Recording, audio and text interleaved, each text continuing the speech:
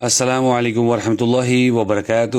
ایک اور بہت ہی پیارا ذکر لے کر میں آپ کے سامنے حاضر ہوا ہوں۔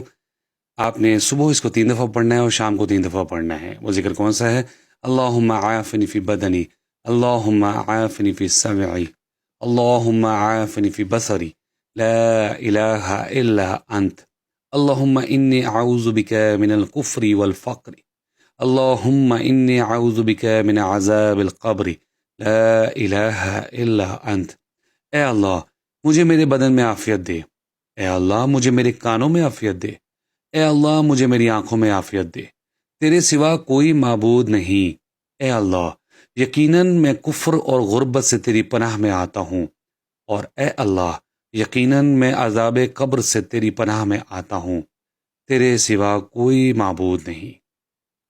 جی ناظرین، کتنا پیارا ذکر تھا۔ اللہ تعالیٰ سے دعا ہے کہ اللہ تعالیٰ ہمیں پڑھنے کی اور دوسروں تک پہنچانے کی توفیق عطا فرمائے۔ آمین۔ السلام علیکم ورحمۃ اللہ وبرکاتہ۔